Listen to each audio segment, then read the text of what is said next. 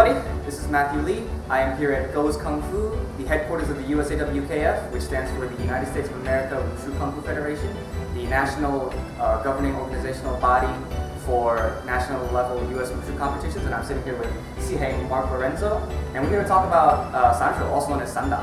So just before I begin, a quick introduction to Siheng Mark Lorenzo. Siheng Mark actually started out doing Taekwondo before he came over to Go's Kung Fu under Sifu Anthony Go, where he learned what is called Northern Shaolin here in the US.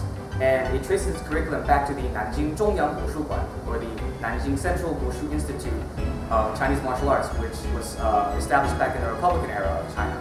Now, Siheng Mark was a champion in his weight division at the 2015 US International Wushu Championship Tournament in Lei Tai fighting, or traditional Chinese martial arts full contact fighting, and went on to represent the US Wushu, or traditional Chinese martial arts team, in Lei Tai at the 5th World Wushu Championship Tournament that same year.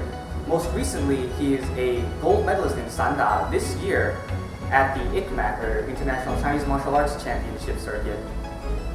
So if you're going to talk about fighting, this guy knows what he's talking about. So, yeah.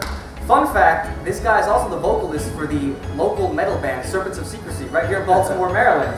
But more relevantly, he is a nationally certified referee and judge for Sanda here under the USAWKF. And we're here to talk about the nuances of Sanda and clarify some misconceptions about it. So, without further ado, let's get started. All right. Siheng Mark, thank you again so much for doing Thanks this. for having me. All right, so let's get started with the first and most basic question for those that don't know. What is Sancho or Sanda? Sanda is something that I didn't know what it was when I started. I was into kickboxing. I had seen early UFCs. I started at Go's Kung Fu in 1998, and that was kind of my first introduction. Kung Lee was a big star pre-UFC era and Strike Force, and it was just very exciting. I had done Taekwondo sparring, but the limitations of no leg kicks, punches to the head, throws, these things, once I saw that Sancho had that, I was so excited.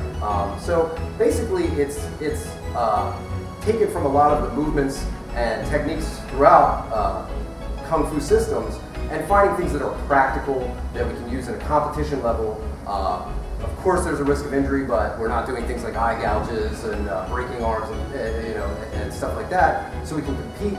But it is very applicable, generally pretty simple, direct striking and throwing.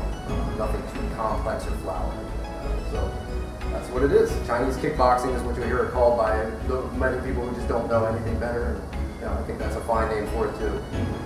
So you just pointed out that it's been defined as Chinese kickboxing with throws and takedowns and sweeps.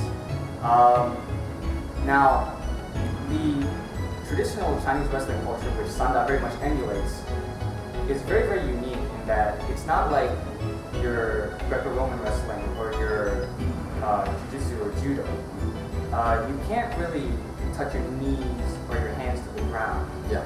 So it's very much stand-up oriented. Yes. So my next question is, why can't you touch your hands and knees on the ground? Could you explain the scoring criteria for takedown? Absolutely. So with Sanda, I think one of the simplest ways to think about doing a takedown, driving with your knee. A lot of people that are familiar with wrestling, when they shoot in for a single or double, they drop their knee, and they say, "Why can't I do that?" In Sanda, there had to be a definitive line of when an opponent is down, because we don't engage in striking. Once an opponent is down, we let them stand back up. So when someone shoots in, if they touch their knee and then I sprawl and they're stuck there, well, how long is that allowed to happen? Can I hit him while his knee is on the ground as a counter? Because he's trying to attack me.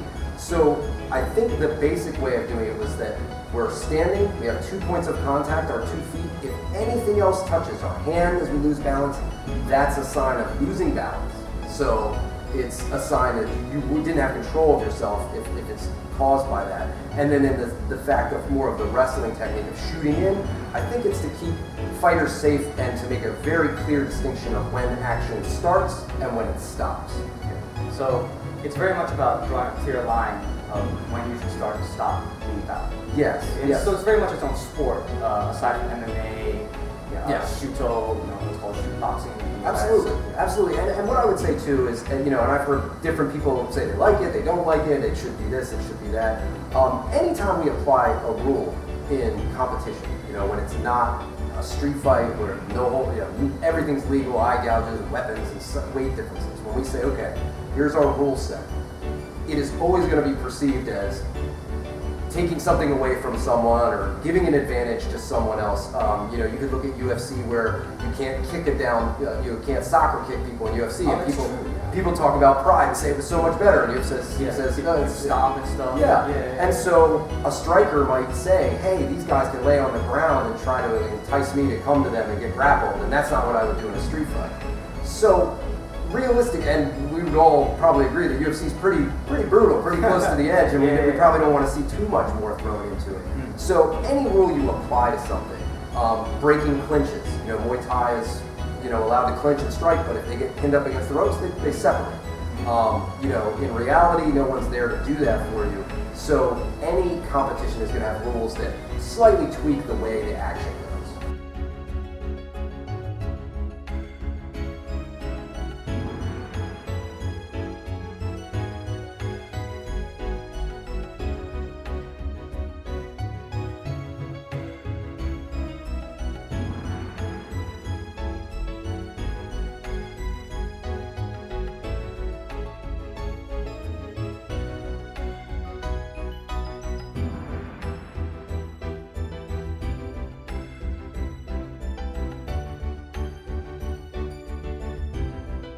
Now, you mentioned earlier about Kung Lee. When I first started hearing about Sanda or Sancho, it was the same for me. I heard about guys like Liu Hailong, which was considered the first true Chinese idol for many Chinese Sanda fighters. And the other person was Kung Lee here in the US. Now, when I first started seeing Kung Lee, it was on YouTube videos of his old ESPN fights under the IKF, the International Kickboxing Federation. And I remember reading that the rules for those matches, the time clinch was a couple seconds. Yeah. So that's what I thought it was the whole time. But then again, I read the rules of Sancho under the IWF, the International Wushu Federation, and the time limit for the clinch is only 2 seconds. Yeah. So my next question is, why is the time limit for the clinch so short? Okay, so basically I think that with the Chinese fast wrestling techniques, which is what you're using for your throwing, and like you said, different than Greco-Roman, different than dropping my knees down, holding on your ankle, leveraging you down that way. I have to keep my base. The focus is on very fast takedowns, very clean, precise takedowns, and transitions. If you don't get that takedown, you go to the next one, you go to the next. You could argue that judo has a lot of that too. You generally you're not supposed to be muscling. We all know there's times and occasions where it's going to happen, but ideally it should be bang. We rotate, they're on the ground. That's the idea. And so the sport doesn't want it to just get stuck with these people holding forever. So it's get it, if you got it, and then break.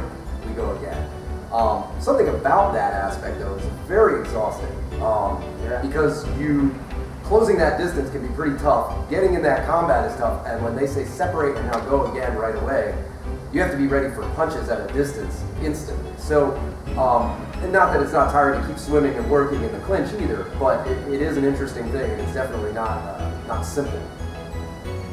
True. So it's very much like that Huaijiao culture of China, that fast wrestling, where it's the philosophy is kind of like that one touch, one throw. Yeah. You get it instantaneously and as efficiently as possible. Absolutely. When you see the high level people doing kick catches and the way they drill on them, it is meant to be bang and they're out. And it doesn't always work that way. Sure, we'll run them back and run them off the lay tie or what have you. But it's almost like a rat trap going off when you see the high level people that catch kicks or counter. It's supposed to be very quick and explosive, and you either get it, you don't, you transition, and then okay, we go on to something else.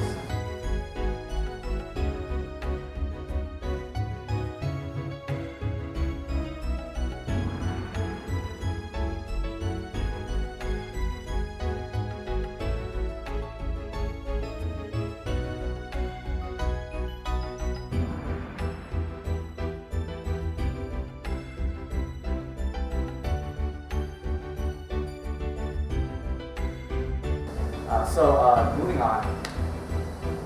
When I started watching Sanda, after I watched Yohai Kung Lee, I started watching the Chinese National Sanda Championship, the CWA, the Chinese Wushu Association.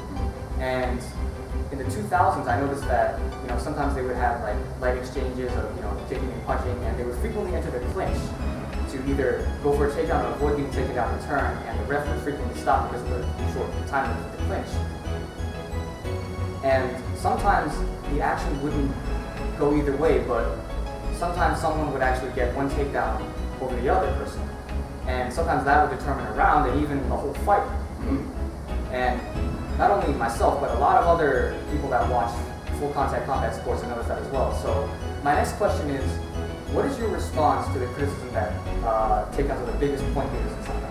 Okay, I feel like a casual observer might see that, and also in the past maybe when certain fighters weren't as sharp. I always loved striking. That's where I started. That's the hill that I'll die on. I'm sure that's the way I like to go. But the reason, one thing that can cause that perception is you're a platform judge and you have your 5 outside judges, your floor judges, so they're watching. The people on the floor are ticking off the score, okay, of strikes landed either way. They are also scoring the takedowns. They are only scoring takedowns as the platform judge calls them. That's why we don't call him a referee, he's actually a platform judge. So you see a lot of those hand signals, so if someone gets taken down, you either see, hands crossing, which means this person was down first, 1 point.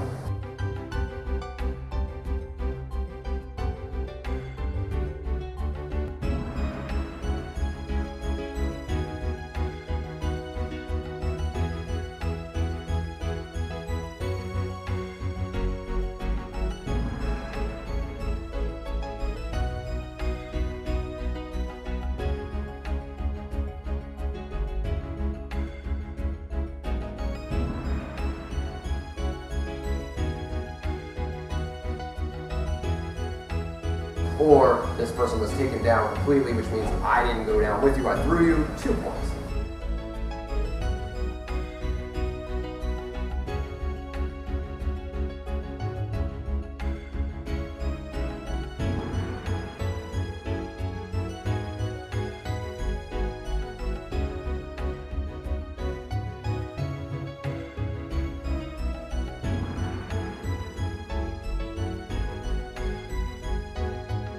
The interesting thing though is as I've watched a lot more of the bouts, you start to see that kicks to the body are worth 2 points, okay? Kicks to the head are worth 2 points.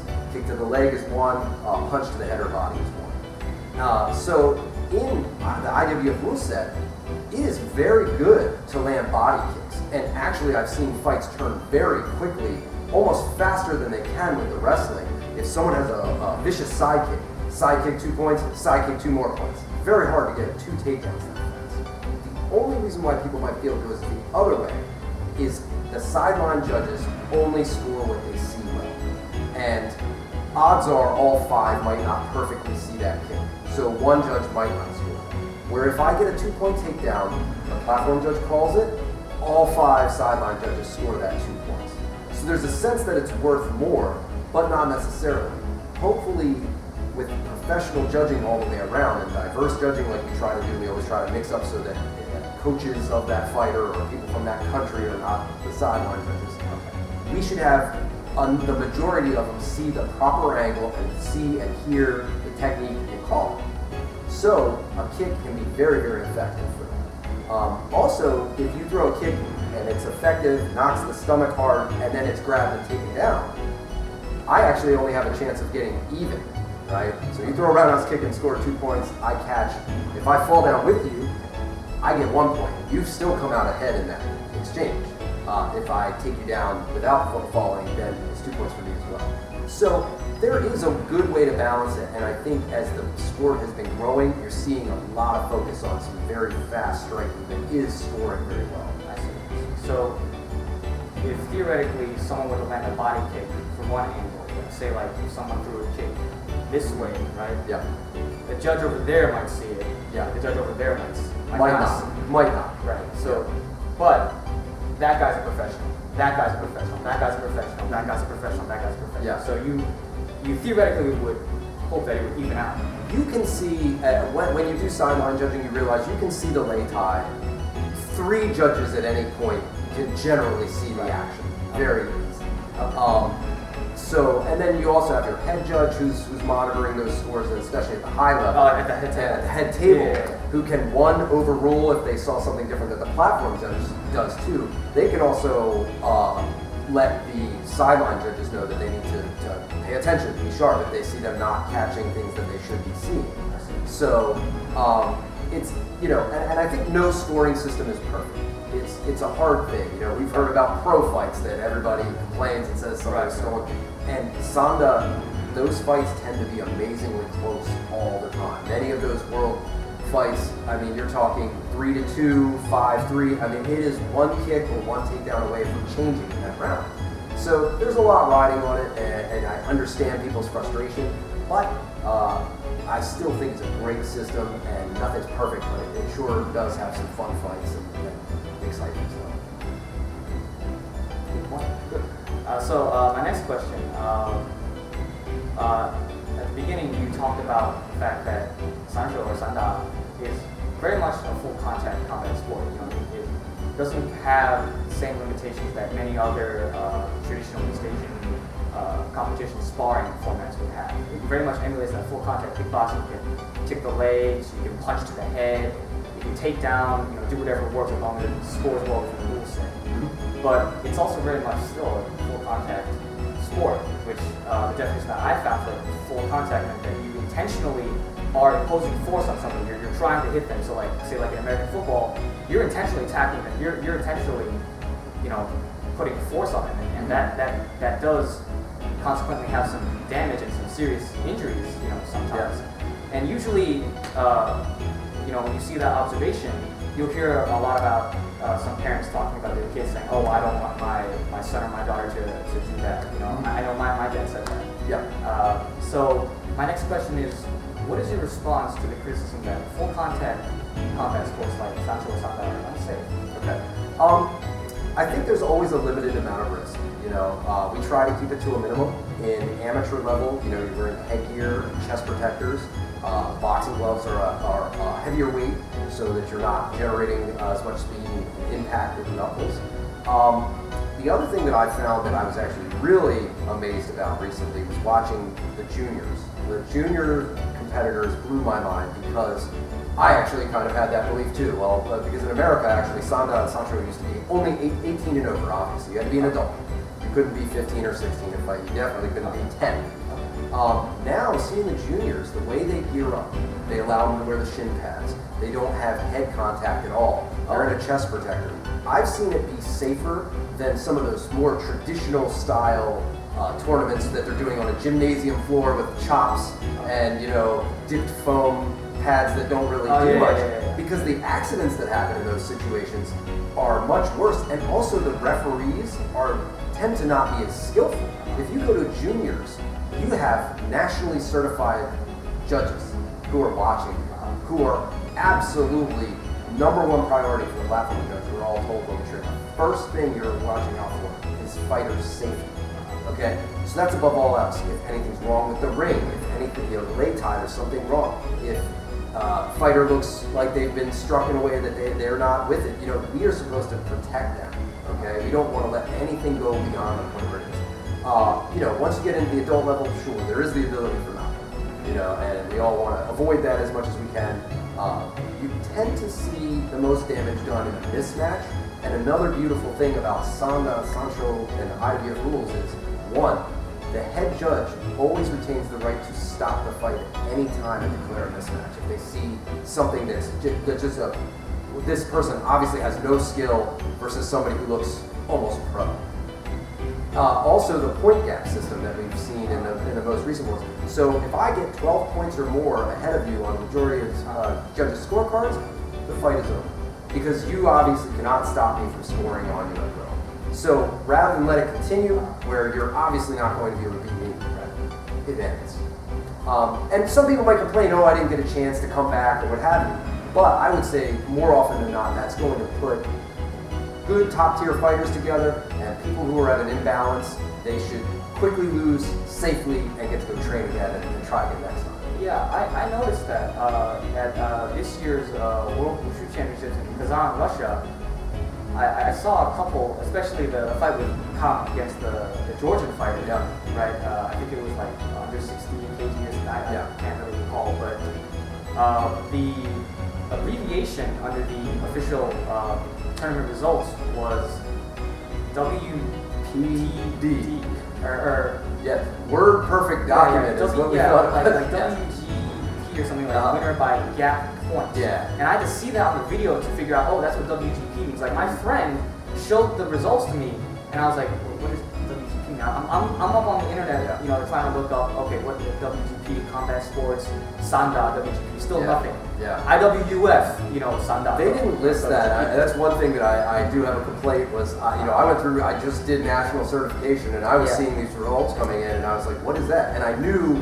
that there's a 12-point gap rule, but I had never been given in none of the books that I had that abbreviation. So that was like it was something that we knew, but I had never seen it done that way. So you know, and sometimes I think that can be a problem with the sport is just getting that information out there because as a spectator or somebody trying to follow up on the results of your fighters, you know, you're looking at the website and you see these things, you're like, does that mean that they didn't show up or were disqualified or what is it? And they couldn't find it. So yeah, that's what I thought. Yeah, that's a little frustrating, but I think you know that the sport is adapting and we're getting things together, and you know I think also seeing how much it's grown. When I first came in, I mean, I remember I used to read the pretty poorly translated rule set, and it was very confusing. It was very confusing to know, and I think that put some people off back in the late 90s, early 2000s. Maybe they, you know, if you didn't have an actual Sanshiro instructor, that's Sanda instructor that knows, and this is what we do, like we have Coach Lee here in the States. Right. You know, if you have someone with that knowledge, they're going, no, don't worry about it. This is what it means. This is how you score.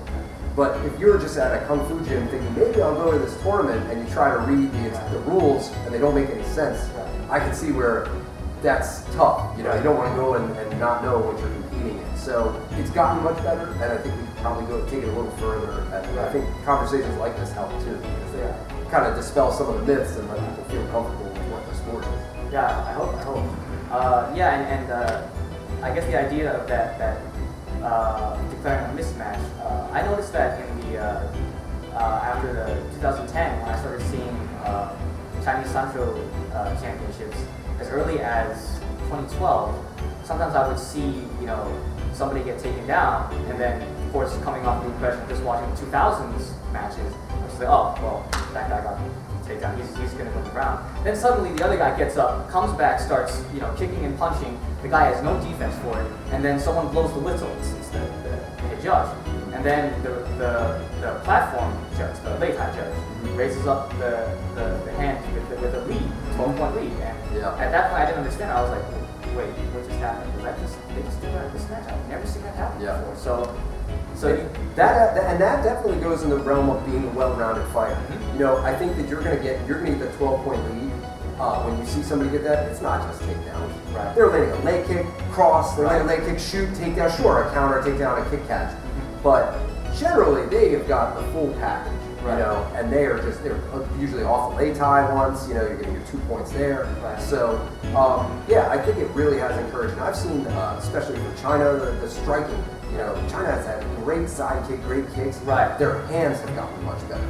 You know, I feel like the boxing has been coming up in that sport more, where there definitely was a sense where maybe people were a little more just focused on, outside kick, takedown. Some guys still play a little bit of that game, but you still see when they throw a punch, it's mean. You know, and when you have people like, you know, Iran and Russia bringing in Georgia and all those guys, you know, they're going to be punching.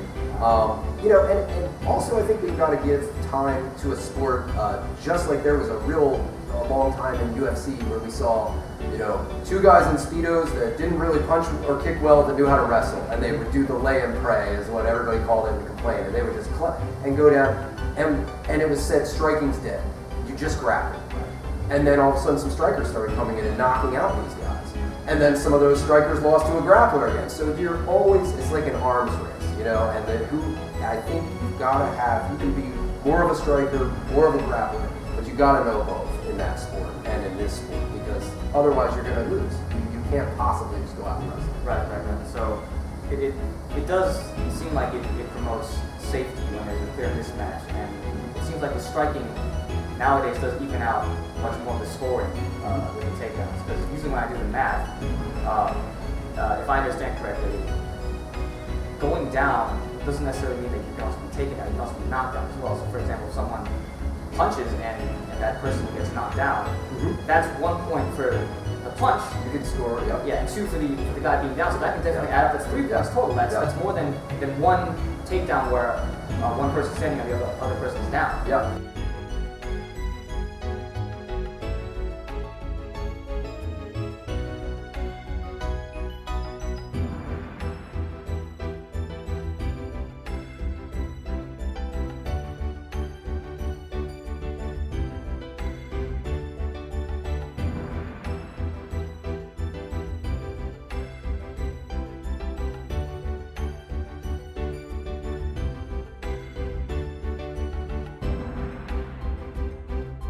Also, standing eight count, eight forcible, what they call forcible counting. You know, we call it a standing eight in boxing or kickboxing. So if we count you, that's points as well. So you're scoring 2 points on that. So you tend to get those. Of course, we have seen takedowns where somebody gets the wind knocked out, maybe stays down. But generally, it's a head kick, it's an overhand, a right hook, a cross, or a left hook or something that puts people down, and you're stacking your score on with that. So again, to discount striking, I think it really is, does a disservice to the sport. And as we see it progress, the striking is definitely a big part. Yeah, in all fairness, I think I'm starting to see that even out more and more, especially in these past few years where the international level of Sanda has definitely started to catch up with the way that it's being judged in China nowadays.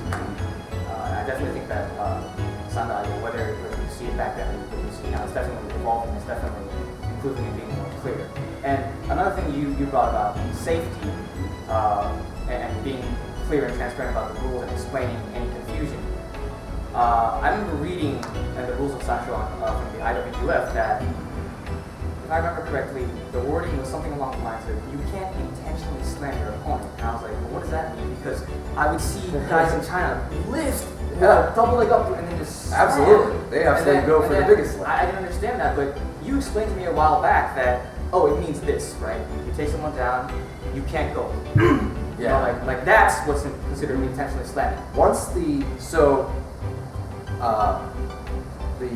platform judge always, team, stop. That's always your first thing, off the leg tie, team, means stop. So you don't keep fighting off the leg tie, or I'm holding onto your arm and you've gone off, stop, right? We want you to stop the action. So the idea is first down, right? We both go down, first down, team, I've seen, you touch.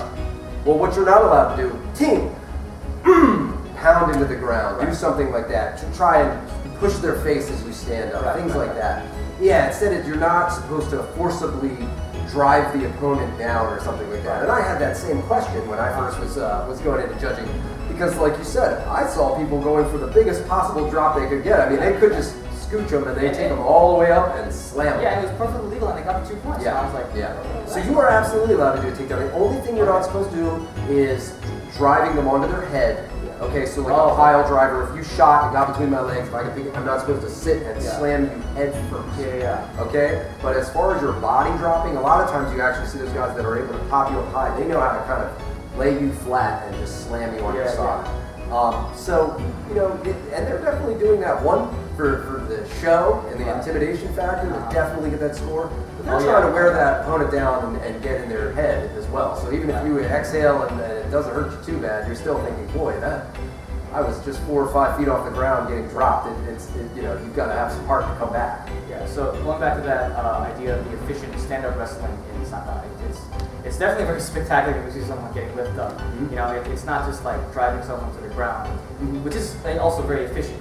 But when you see someone get lifted up, it definitely contributes to the spectator aspect of watching Sanda. People love that. I see people cheer for that all the time. Absolutely. And also at the same time, it's you just mentioned it's hitting the body, not just hitting the head. I remember seeing one Chinese match in the amateur rules for IWF, which is what we're talking about. that one guy got lifted up and then got hit on the top of his head onto the top of the lake tile, and they stopped the match. So that was very much considered a violation of regulations. Yes. And it's very safe. And that's absolutely, because we're going to tell you can't strike the top of the head, you can't kick to the back of the head, and all that kind of stuff. So if you duck in, I'm not hitting you on the top of the head or dropping my forearm. So how can we say that's illegal, but then I can pick you up 5 feet in the air and then drop your own body weight? That's that's going to cause a lot of injury. And not that you can't get some injuries the other way, but we want to keep it to where fighters, we want them. Sure, you watch the World Championships. Those guys, after 5 days, I mean, they've got their shin taped up and their knee wraps on and things. You can tell. I mean, it's tough. It does some tough fighting, but we want you to come back. We want you to go through those fights and then you go recover and you can do it. And that is the ultimate test of the multiple day tournament. That's really when it all comes together. But we don't want any kind of ridiculous stuff. We want it to just, there's always freak accidents in any sport, but we want to keep it to where people get a chance to, hey, you lose, you lost, it's fine. Go train, try again. Yeah, now that I think about it, the way you're talking about the emphasis of safety of amateur South Africans, it's almost kind of like the comparison between amateur and professional boxing, where back then recently I hear that they moved ahead to amateur and Olympic boxing, but back then, although knockouts were very, very possible to still full contact as well, it was still very point-based, which a lot of people might look down on, but it still accurately reflects who's more proactive, who's more aggressive, and who theoretically could have won that scrap. Yeah. So, and in reality, let's look at some of the guys that came away from that. Muhammad Ali is an Olympic champion boxer, and no one would say, oh, but he only knew how to play a game. He definitely went into pro and was able to translate that. When you have a positive point system like we have, so we're not doing 10-9, we're adding points to it. There's only positive points, meaning even if you commit a foul against me, it's my points, right? It's not deduction, it's 2 points to me. Oh, right. So if I were to commit a foul against somebody, I don't lose the points, but if I did commit some sort of a violation of the regulations, the other person would get the points. I gain. Okay. Yeah. Okay. Yeah. So it's always positive based. So meaning I take you down, you don't lose points because you fell. I gain points because I got the takedown. And that makes sense when people think about striking in a striking art. But when you think about a lot of scoring, if you're familiar with the 10-9 system that a lot of UFC and a lot of boxing and kickboxing is, 10-9 is 10-9 means the 9 was outstruck. I was 10, I was the better fighter, so aggression, ring control, points, however the scoring criteria is in that sport. 10-8 means I got a knockdown in a standing count, right? 10-7 means I got 2 knockdowns in that round, generally. UFC, it gets weird because knockdowns aren't really the same thing. Right. I scored 10-8 just because you got wrestled a lot, maybe, and ground and pound and did pretty well. With us, when you're getting that forcible counting, you're just getting positive points. I'm getting positive points for knocking you, and making you have abnormal consciousness, and you get that 8 count. It's not a 10-8 round now unless you knock me down. You can still come back. So it is a little different, but I think it does fall in line with a lot of amateur, where we're trying to get you to be able to replicate those techniques repeatedly, show that you can score on this person, show what you can do, And still, there's definitely a chance for knockout and power and things like that. But, and again, back to scoring and everything, everyone's going to have a complaint with any system. Right. Nothing's ever perfect for everyone. And so you have to choose a way and be consistent. And I think that's one of the biggest important things is just be consistent so everybody knows the deal. Yeah, that's true. Usually when I see some decisions go in a lot of other full contact combat sports, even in the MMA and the UFC, when I see someone go to a decision, I hear some complaints, some ridiculous ones in my opinion. It's like, oh, well, nobody got knocked out. He didn't knock the other guy out. It's like, well, I didn't actually see him losing either. He was pretty dominant. He was showing superior technique.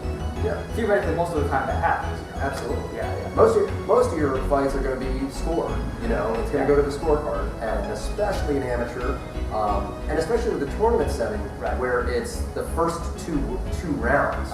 We don't do a third round. So when you get a title fight, or it's 5 rounds or whatever, and you get a pro fight, it's 3 rounds, and everybody's paying to see that. So if you can walk out, you're going to fight for 3 rounds. Even if you lost the first 2.5 rounds, they're always going to give you that chance to maybe land that knockout punch, maybe you put on a show, or maybe get beaten up. In amateur, you tend to see the first 2 rounds. One, when you're doing this huge tournament over multiple days, we need to get to it. You know, and you need to show that you control it. If you watch the early glory tournaments, it was the same idea. It was the idea of like, I've already beaten you for 2 rounds. I don't need to bust my shins up on you. I gotta go ice them and get ready for the next one, right? And so we know where this is gonna go. yeah, we kind of know where it's gonna go. Also, it's amateur, so you know, why are we gonna give you that just that last Hail Mary chance for a 1 knockout or something like that? We're seeing so who's dominating. They get there, they get the round 1, they get round 2. That's it. Let's go on to the next one. So, and anyone who gets high level in this and can compete in worlds can probably have a pro career. I mean, when you look at people that are medaling. Yeah. I heard some breaking news that Muslim Salikov, the Russian world champion, you know, multiple times over in the World Wushu Championships, he just signed with the UFC. Oh, wow. Yeah, I didn't hear that yet. I'm Awesome. anxious to see how he does, because he hasn't just won by points under Sanda, under the World Wushu Championships rules, but he also knocked people out in MMA too. He's knocked people especially out. with his spinning back kick. He's knocked people out in MMA. He's knocked people out in Sanda. That's I mean, true. and, you know, so I mean, his last competition and for us, you know, Australia was his first fight. I think it was, you know, he landed his cross. So I think that was it. So he is definitely a dangerous fighter, and it just shows he's used it to the advantage. I think you're going to see a lot of MMA guys. A lot of MMA guys seem to know Sanda and Sancho now, and you know, it's great because you used to hear do Muay Thai and Brazilian Jiu-Jitsu. And Muay Thai is a great martial art too. Brazilian Jiu-Jitsu is a great martial art. Yep. But I think seeing that, hey, do you want to apply your ability to uproot and take people down, something that's not legal in Muay Thai. You know, you can go down and grab both the legs and lift. You can catch and then, you know, dump them, those kind of things. Headlock, full throws, or hip throws. You know, it just opens up that side of it. You know, so I encourage people, you know, some people might just go in one lane and go, I'm a Chinese martial artist, you know, it's kind of my heritage, it's the thing I'm into, what have you. But I think you're going to see a lot of people that, if you're a good Sanda fighter, maybe you do some international rules kickboxing. You know, glory and those style kickboxing, you're probably going to do pretty well with that too, just a little tweak. Maybe you can't do your throws, but if you can punch and kick, good. Muay Thai, you learn to clinch your knees, go for it. Yeah. My next question, as I mentioned at the beginning of the interview, you fought both Sanda or Sancho and Wushu Thai rules. Could you explain some of the similarities and differences between the rule sets and your personal experiences? Sure, absolutely. So with the Wushu tournament, you wear a face boot, okay? Which I'm not a big fan of. I feel like the vision is a little weird, and it also changes the dynamic. While people tend to think, oh, you know, we wear light MMA gloves during the fight, so you think more damage. But interestingly enough, things like jabs don't seem quite as effective. Where when you pop a jab in somebody's nose or bash them in the in the lower jaw and the lip, it's very visceral, very sharp, hits you right in the eye, makes your eye close. It feels like it encourages a little bit more slugging with the punches, maybe to a degree. And then the damage to the hands can be a little bit more brutal too, because if you hit into that cage with the small gloves, you get some damage. They tend to wear pants and shoes, and no chest protectors or anything, which I think is all right. The only thing I didn't like so much I experienced in the Worlds was people grabbing the pants even though they're not supposed to for takedown. So, driving in and then holding your pant leg and then you're almost tearing your pants. So it's something with that rule set that I'm not a big fan of, because when you're wearing the shirt, the pants, open finger gloves, I don't even think it's people's cheating. It's natural tendency. If you're getting pushed off a lay tie, you're going to grab it, and you see them shred the shirts. And I think we saw last year there was a guy who had a shirt shredded, another shirt shredded. Oh, a bunch of shirts were shredded. Well, the one guy I think had two. And it's just like, and for me, I'm like, I would try to adjust that setup then, so that we're not stopping the action because of wardrobe malfunctions, is what I would call it. I know that they're kind of wanting it to have that traditional look. I think a little more of the era of the kung fu fighter, like Bruce Lee would have. So I accept that, but I think that I think it does lead into some problems. Let them wear shorts, and nobody's grabbing your pant leg down here, or allow grabs on the pant leg and get kind of like a jiu-jitsu thing where you're doing full gi fighting. Because that has its ups and downs too. As far as the scoring, Wushu scores less for strikes, so they score 1 point for any strike that's not in the clinch to a legal target. So head, body, punch, kick, outer thigh. They don't allow inner thigh. And that's what I'm confused about. I think they just want to avoid the groin kicks, probably from people who aren't as experienced. I think that, you know, I would say at a national tournament, encourage people to have the level of being able to kick. Competitors can earn points for a strike with punch, palm strike, elbows, knees, throws, throwing off the platform. Also, they're a little bit more hesitant about anything around the knee area.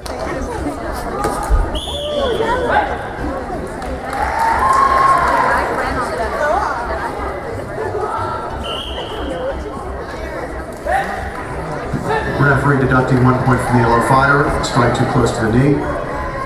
Where Sanda tends to only, just can't do oppositional kicks. In other words, you're stomping, knee kick, oblique kick that hyperextend the knee backwards. Like that John Jones style. Exactly. Even some Chinese martial arts styles have that too. Absolutely. Our first form that we learned had the stomp kick. Yeah. But you know, they just don't want you opposing the joint. Where I've seen Wushu get pretty upset if the kicks are even kind of getting near that. Wushu allows the kick down below. It's below the knee, but it's not scoring for sweeps and kicking. Oh, right. And as does Sanda and Sanda. It's just not scoring, but it's not illegal. And so that can be a strategy. I mean, hey, if you're banging up somebody's thigh and then you can clip their calf and knock them off balance or do damage down there, it all adds up. Both styles do not allow punches, or allow punches in the clinch and kicks to the legs in the clinch, but none of those strikes score.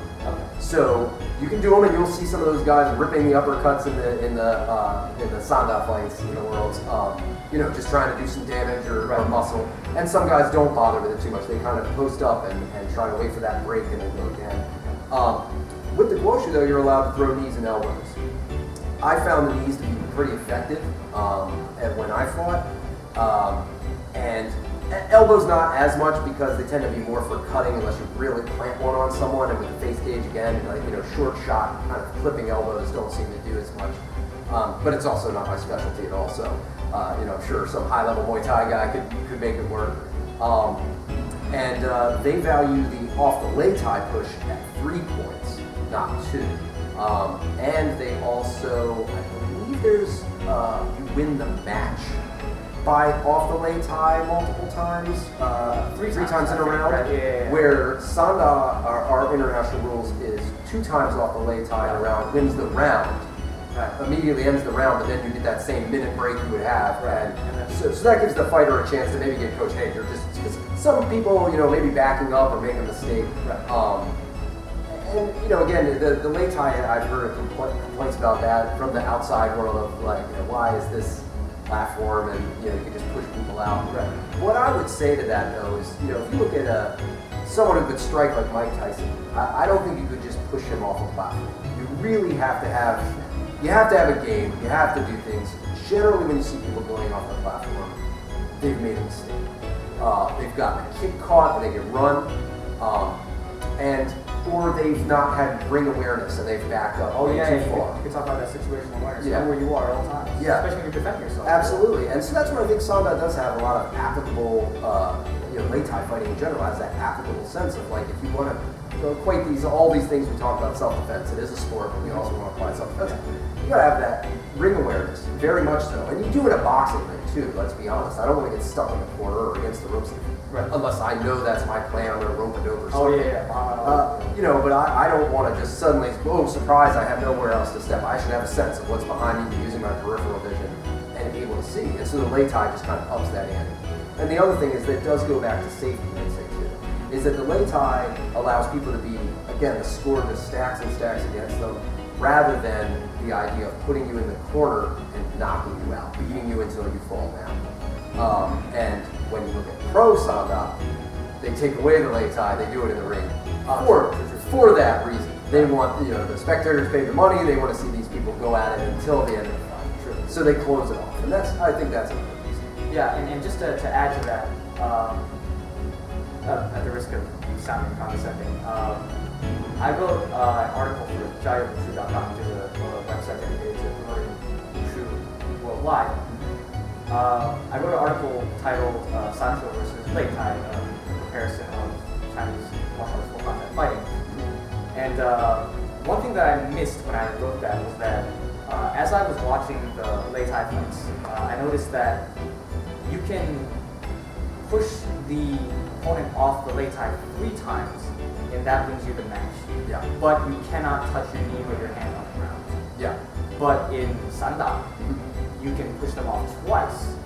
And even though in any other situation, when you're on the Lei Tai in Sanda, as we established, your hands and knees can't touch the ground unless you're doing a sacrifice throw off the Lei Tai. Yeah.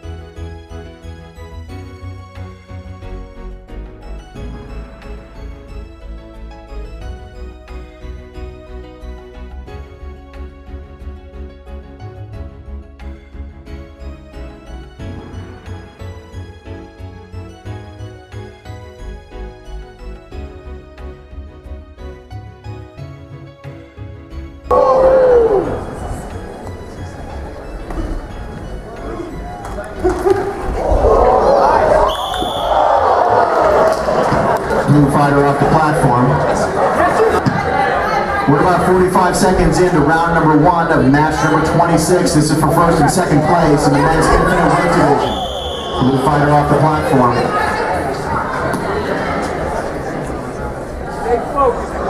Second time off the platform in this round. Third time in the round, and the match is all over. We're in the final 30 seconds here of round number 1 of match number 26. Blue fighter off the platform, third time.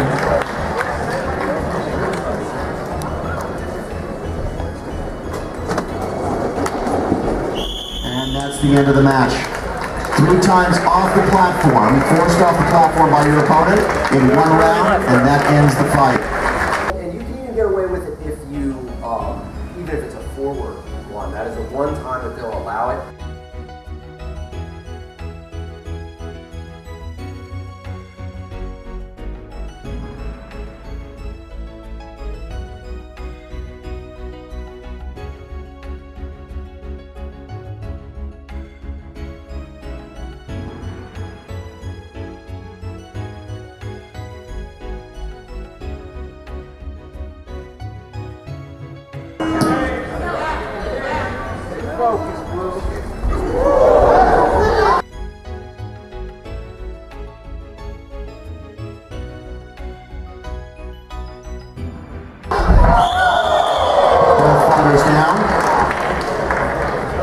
Blue's off the platform, but since yellow was down as well, that won't count. But the thing that I really like with the international rules that we have and with USAWKF, there has to be clear separation. All you have to do is hang on to my arm. If you step off and hold on to my arm, I don't need to come off with you. I just, you just need to hold on to me. We need to still be in contact. Right. So that's something that I haven't seen the Guoshu group do. So meaning, if you step 1 foot down off that Lei Tai, you're out, okay? And that's where that difference, I feel like the clean separation makes it more of an intentional technique, an intentional drive. My intention was to knock you out and stay, right? Where if I'm allowed to just kind of hold on to you and you step out first, right, I can kind of, okay, see, it's not real, it wasn't really a technique. We kind of walked each other there. So I do like that difference, honestly.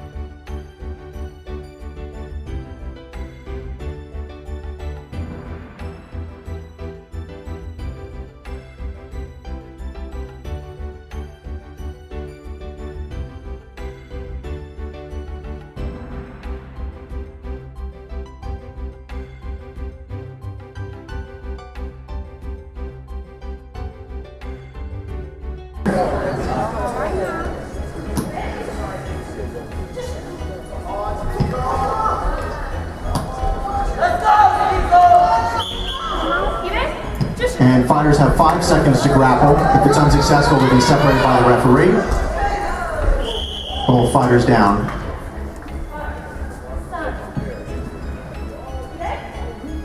If it's a 5-second separation, the fighters are separated and restarted in their place. If the fighters are off the platform or knocked down, they restart their lines. So, next question. You mentioned earlier about training Sanda and comparing it to, and even incorporating it into other kickboxing circuits, tournaments, and styles, and other, even MMA move sets. What do you feel are some unique fighting benefits to Sanda?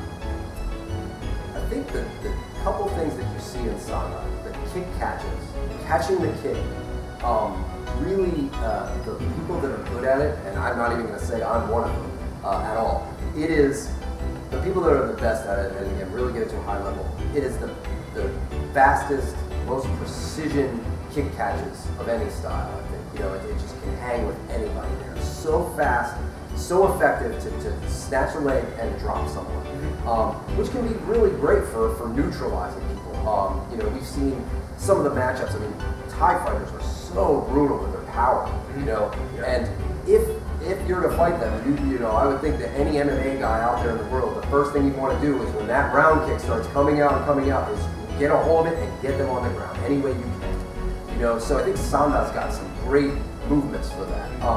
And a lot of it's very simple. And the thing that's neat is it's been like an arms race. Things that used to work 10 years ago don't work now. Like the takedowns I used to know from like even Kung Lee's day, the way they used to teach on those DVDs and VHS or whatever. You see the way they're teaching them now, and it's changing a little bit because a lot of people aren't just falling down when you do this. You watch Worlds. I encourage anyone to watch the high-level championships. Watch how people get their leg caught and somehow do not go down. It's unbelievable how these people can stall and get their leg out, or even score a takedown while someone's holding their own leg and get them down. So I think if you take that to an MMA world where you just throw on smaller gloves and can punch harder from that position, countering somebody holding your leg and being able to grab somebody's leg, that really ups the game. And then also Chinese side kick. The side kick from China is just such a wonderful weapon, and you don't see too many people using it. You've seen it creep up with certain people, Kung Lee being one, in the MMA world. But when used right, I think it's another awesome weapon to have, in your arsenal. I think it's a good one if you over rotate on a round kick that misses, having that ability to fire something off, with your heel. It's just great. And a body snatcher of a kick, it just hits the butt. If you hit in the gut, you've got a good chance of really sapping someone's energy. So that's great as well. I think those are probably the two top parts of it. All right, so moving on to some sort of harder questions, I would consider. We pretty much established that Sanda is very much a sport-oriented format. It's competition-based, it's got rules for safety, as we've established. But ever since Sanda was created by the Chinese Wushu Association back in the 80s, and was officially sanctioned, there's always been complaints by traditional martial artists, especially the ones all over the world in China. They'll have the common complaints of, oh well, you can't do this, or you can't hit here, or I can't use my dangerous technique, or the fact that they use boxing gloves, I can't open my hand, strike with my palm, my fingers, or I can't manipulate the joints or anything like that. They're doing secret technique. So my next question is, what is your response to the criticism that Sancho Sanda is not real kung fu? Okay. First thing I'd say to that is I think that another, not to always go back to it, but it's more that has more money maybe invested in it here in the U.S. and around, maybe even around the world. The MMA world went through the same moment. A lot of people saw a guy come in shorts and they were like, no, this guy in this karate gi over here, he knows he's a 7th degree black belt and he's gonna be, and then we saw, the 7th degree black belt just got knocked out by a bar brawler with punches or whatever. And it really boiled down to that whatever works kind of moment. And you know, maybe that karate guy had some great skill, but he didn't know what to do once the real action hit. Once you just go full contact, like you said. Right. Many styles, I think, make the mistake of assuming through very controlled situations that they're doing something that would devastate everybody. You know, for instance, you know, the eye gouge. You hear, oh, I'd eye gouge them. It's like, well, are you drilling on eye gouging each other every day? I mean, because short of maybe putting goggles on and then protecting your eyes, I don't know how else to do that. So we all know, yes, you can put a finger in the eye. We all know it's effective. We see it in MMA if you get eye poking. But again, I'd say let's grab, you know, an Anderson Silva or Muslim and say, okay, ready? All bets are off. You can do anything. Go ahead and poke him in the eye. Yeah. You know, he's probably going to knock you out with a punch faster because he has replicated that so many times. And if you aim at his eye with a finger poke and you hit his forehead, you did no damage. If he punches you in the forehead instead of the jaw, you're still taking a lot. Right. So a lot of these were based on the most direct and simple techniques. You know, things that didn't require 8 steps to get through and make something happen. Right. It's trying a move, and the takedown being probably the most complicated moment is you're trying something and then transitioning and transitioning. But as far as striking, keeping it pretty simple and precise. Sharp combinations, coordinating your hands and feet. The other thing I'd say that definitely proves that it's not just for show or a game is that many people that are Sanda champions in Asia end up working for the police or the military, training. So I don't think that the police and the military want to be trained by people that are ineffective. Okay? You know, I think that they want to have people that you know, we all have seen moments of somebody that maybe isn't accredited, but they really, you know, that China uses that a lot. And I think they want effective people. People who have never fought in a competitive situation of full contact, I think underestimate, and you know, I recommend anybody who thinks they can and is young and healthy, try it. Because you want to go out there and see what it's like when your nerves are firing. I mean, you burn up half your carbs in anxiety and butterflies, you know, and you're trying to keep calm and all that. And it's really neat to see how things don't go the way you might plan. And can you just keep working and make it work? You know, I've seen some traditionalists watch a guy post a video that says, I'm a Wing Chun fighter, and look, I won my first fight, right? And then all the comment sections say, I don't see Wing Chun. I don't see Wing Chun. They insult the person saying they don't see Wing Chun. And I say, wow, I saw good punches and kicks. I saw a guy use the right technique against his opponent and defeat him. So what's the problem here? I mean, everyone can always get better. Everyone can always try something else, or maybe there was wasted motion, or, you know, whatever. We can all critique any fight, a pro fight. But, you know, we have to give that person credit for doing what was necessary at the time, you know, and then hopefully going back and learning from that. So being a little too obsessed with a style, I think, can be detrimental. I do love traditional martial arts, though. I'm not one to badmouth them. I think forms are awesome, but I don't think forms translate to fighting directly. But I did do forms throughout my Kung Fu time, and then that was my introduction to Kung Fu. And the forms and the stance work, it builds up leg strength, it builds up punching movement, body mechanics, kicking proficiency. Absolutely wonderful. But it's just in the same way that I think that can be one tool to train. It's just like a boxer using a speed bag. If all you know how to do is use a speed bag and strike like a zero strike, you normally wouldn't fight with the speed bag. But if that's all you can do, you probably can't fight very well. I don't care that you're amazing on the speed bag and no tricks in your elbow or whatever. Because do you actually spar? Do you actually punch? Do you run drills? Do you run mitts? Do you do the whole thing? Right? And so I think it's the same with anything. If all you do is forms every day, okay, then you're good at forms. You might be okay, you might be able to defend yourself because you're physically fit, know how to throw a punch, but you're not a fighter, okay? You know, and I don't think that's bad. I think that's fine. I think that contemporary wushu is absolutely phenomenal. I think that the high-level forms are amazing. Those athletes train harder than a lot of the fighters sometimes. And the skill level is there, and the danger is there for knee injuries and things like that now, with how complicated everything's gotten. So I don't hold anything against them, and I think the traditionalists a lot of time attack those people as well. You know, that's not real Kung Fu, and that too. And you know, I think there's room for all of it, but let's just be honest with ourselves about what we know, about what we are confident we can do, and be humble too. You know, just because I've done some fights, I don't want to fight anyone. You know, I like sparring in my class. I like training. I don't want to get into fights with anyone. It's dangerous. You know, it's crazy.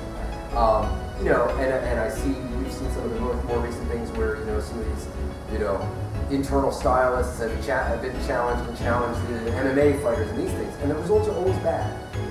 And personally, I wouldn't take a fight like that. I don't want to do that. But so I understand the outrage on the side of a Tai Chi person being beat up. But I also understand that somebody that trains to fight all the time, to fight, and somebody says, oh, well, I would just use a little and I do this technique and you wouldn't be able to stop me.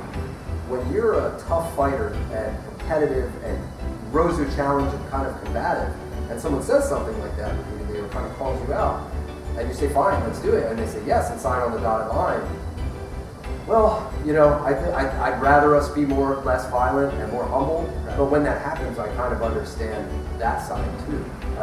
You've tried to discredit me and say I don't do real kung fu when I've got a record of 60 fights or whatever. Yes, and they tend to prove it. And that goes to anyone out there. I'd encourage them not to challenge people who are trained fighters because it's just not why would you want to do that? Offer to train them. Go work out. See if they want to learn Tai Chi. That'd be awesome. I need to do Tai Chi. So, I think we should all be friends. I think contemporary wushu, traditional, and Sanda is all under the same blanket as a woman family. It's funny you mentioned that, especially with the performance training versus the fighting training, which segues perfectly into my next question. When Sancho and Sanda was made and sanctioned by the CWA, the Chinese Wushu Association, which was also responsible for creating what we call Tao, Chinese forms and routines, and encompasses what you just mentioned as contemporary Wushu, the modern sport Wushu. When Sanda was ended, now they have Tao for forms competition and Sanda for fighting competition, and that's considered the modern Wushu umbrella as a sport. And again, traditional martial artists, including Chinese martial artists, will look at that and say, well, they've separated forms and fight. They've made a dichotomy of form training and fight training. So my next question is, what is your response to criticism that modern Wushu has separated form and fight? Oh, Jason Yu. Right? He did both. He did both. It is possible. It is possible. Yeah. I think he was the first one since way back in the day, right? But in all honesty, I think that if you're going to do, and when we're talking about this, we're talking about a competition, world competition that's at a level of Olympic level. I mean, this is countries putting their 5 best fighters, their 5 best female forms and 5 best male forms. This is amazing. I mean, these are the best of the best out of every country. It's investing money. When you talk to people like Coach Lee and find out about the level of training for the fighters in China, and Taiwan and all that. I mean, they're bringing in a boxing coach from Korea, a Muay Thai coach from Thailand for kicking, a this, a that, a wrestling coach, a judo coach, right? These people they're taking all of that just to win it in the fighting. My point to somebody is, if you actually want to compete at that level, whether or not you've done forms or fighting, if you are going to compete in worlds or nationals, you have to focus on one, to be able to do it at the level that you do it. Because it is so competitive, it is so high level. One subtle mistake in your form, little bobble, and you just had a deduction that knocked you out of the running for placing on, right? One little mistake. You need to be doing those drills all the time and mentally prepared for that to go get on the team or do nationals. Fighting, one mistake, one guy that wants it a little more than you, one zig when you should have zagged, or freezing up for a moment, or error in judgment, or distance, or catching, and you can be losing. You need to be training for that full time. I think that in the past, contemporary wushu was probably maybe viewed a little more acceptable because the thought was most people would have been taking some form of traditional as a child. And here in the U.S. we don't necessarily have that benefit. We all wish we started when we were 5, and instead we're all older and sore. But the thought I think would be, okay, somebody's done traditional, which involved traditional forms and some form of sparring or 2-man sets and drills or some sort of interaction, And then when you get a high level of that, then the next level was, well, let's take it to this crazy acrobatic thing. Right. Because everybody can throw a reverse punch really hard. So how do we judge that? So I can jump in the air and do a tornado kick. Well, I can do a tornado kick into a split. Well, I can do a butterfly. And you just up the ante to where it's like everybody should have those fundamentals. I understand that some people are upset that maybe the martial techniques are a little less valued now, the punches and kicks. And there's always a pendulum swing and a push and a pull with that. And I'm open to hearing people's grievances in that or what have you. And there's always going to be changes with that. There might be little slight tweaks to the Sanda, rules as well. But I think to have it at a high level, I think having traditional forms or any forms in your history, and then getting into this, it's going to be common. I think a lot of people in the United States probably get karate or taekwondo where they did some form of forms before they are fighting competitively in a sign. But once you want to go to nationals, junior nationals, worlds, I think you have to get laser focused on that. Right. You bring up a pretty good point with the fact that modern wushu, whether it's called or Sanda, it's very much a sport. You hear the name, whether it's modern wushu or you call it contemporary wushu or sport wushu, the name gives it away. It's a sport. It is what it is. People can like it, people can hate it, but it's very much based on competition. You go to do forms. You're performing under a certain set of rules. You're doing, fighting. You're also fighting under a certain set of rules. And a scoring criteria as well. So if you're gonna, participate in the game, play the game right. That makes a lot of sense. And it's hard because you don't want to complain. It'd be like going into basketball and not understanding what a 3-point shot is or dunk. And you go, well, I didn't know that I get 3 points if I shot it from out here. Well, that's your fault. Really, you went to the basketball competition. So, there is a sense of like, if you want to do well, and I'd say, hey, if you just want to try it, give it a go, I mean, you can do that too. But you've got to be ready to maybe just not win on points. Just like if I don't know this, what are the point deductions for doing forms? How could I possibly get I want a perfect score ideally, and no one does, but you want that, that's the ideal. Well, if I don't know how the scoring works at all, how can I go for that? So it's the same with the fighting. I think you need to know it, know what you're getting into and how to compete for it if you want to win. Also, there's nothing stopping anyone from signing up for any system. So even with those restrictions, Wing Chun guy or, Hungar or Bagua or anybody can do Sanda. They can come fight. And I understand maybe they're not used to the boxing. They have, and some have done well. So there's no reason to say no. If you don't want to participate or you don't think it's for you, it's okay. But I encourage people to try and see what they can learn. Nothing is a complete real street fight. But it's okay to test yourself sometimes in a controlled environment. But it's still a bit dangerous, and it's definitely exciting, and it stresses you out. So. And talking about when you're training for competition, obviously you want to train and pay attention to the rules, study them, and train to those specifications. So it's you take a lot of time and energy to dedicate to that. It's very typical that when you're talking about modern wushu athletes, they would typically only specialize in one or the other, either Taolu or just Sanda. But of course, there are some exceptions like Jason Liu, and even way back when Jason Yi, and back in China. It's the name Jason. If there's any Jasons out there, you probably have a chance of getting on the team for both fights. Who knows? And even Colin Lee, who's fought in Wushu Late Championships, he was a modern Wushu U.S. Wushu team member. He's done very well in both. True. And even back then in China, one of the Hebei Wushu team members who was a modern Wushu Taolu athlete and Sanda champion in like the 70-75 kg category. So there are people that exist like that. And of course, many more. Who knows who else was there besides you? And let's be honest, do we have any 95 kg Taolu champions? So once you hit the 95 kg or 90 kg, I think you gotta just fight. We gotta have a spot for some people to go for that too. But if you're in that perfect body size where you can do both, good luck. It's awesome. And I think that's a great point. That there's people that have done it, and it's as simple as too. You're talking about training differently. You're going to train differently for the specific weapon form that you think you're going to win with. Right? You might know many. I mean, all of us want to learn a lot of forms. I mean, I don't know. When you get into kung fu, man, I saw all the weapons on the wall, and I was like, I want to learn all. I want to know everything. I want to, want to be a master and all that. And I hope everybody still is doing that, or many people are, and I believe they are. But you tend to find, oh, I'm great with speed, or my form is awesome, straight swing, whatever it is. And so when you're going to competition, you're probably going to really not just train contemporary wushu, train the weapon and the bare hand form that you are going to compete with and try to win with. You're not necessarily going to go grab a 3-sectional staff and try to have that down too in time, right? Because it's just not practical.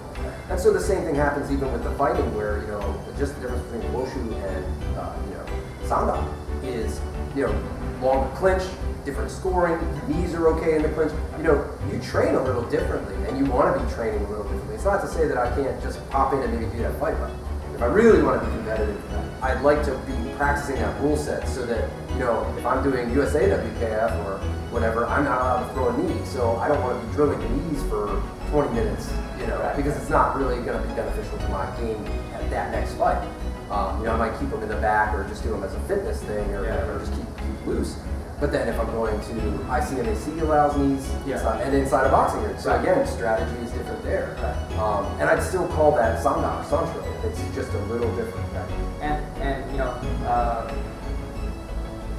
even outside of the training for competition, like the examples that I mentioned from modern wushu just now, there are guys that train both forms of fighting. So just a quick follow-up question: would you encourage that? Is that something that you think should be done? Absolutely.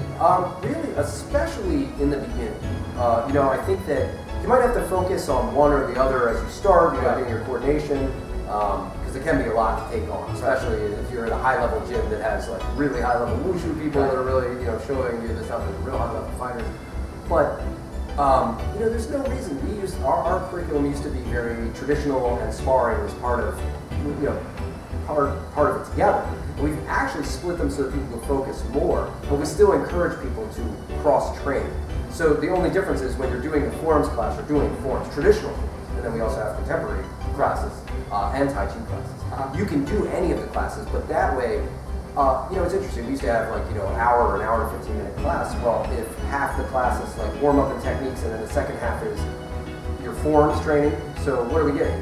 30 minutes, or sparring and sparring techniques, 30 minutes. It started being like, well, wow, I'd really rather have the whole hour or 2 hours or whatever it is for that one discipline, and let's focus on that. And it's not to say that some of the knowledge of, we'll even use Tai Chi cooldowns and stuff, so it's not to say there's not even crossover there. Right. But it's that, hey, if we're going to go keep doing forms rotations, let's do that for this class. Right. Really focus on that, and stance, and front stance, horse stance, front stance, empty stance, all that. And if we're going to spar, let's get our pads on and our gloves on and our tie pads out and our focus pads. But cross-training with both, absolutely. Because you might find that you're better at one. Right. I've seen people surprise themselves at what they can do in forms or in sparring. I've seen some forms people that go out and all of a sudden they're just kind of natural, and they don't have a fear, and they're good. And they start veering like, maybe I want to do this. So it's definitely great to open it up and see where it takes you, And then if it's time to compete, maybe you have to make a choice. Maybe you have to say this competition is going to be a forms competition, maybe this competition is going to be a fighting competition. Also, there's plenty of stuff out there that you can use as far as traditional tournaments where they have that medium contact or light contact sparring. So hey, if you're not at the level where you want to go to a full contact fight, but you are doing some Sanda training, you are doing some forms training, a lot of those tournaments, general open tournaments, offer forms and sparring in the same event. Go do that and get your feet wet.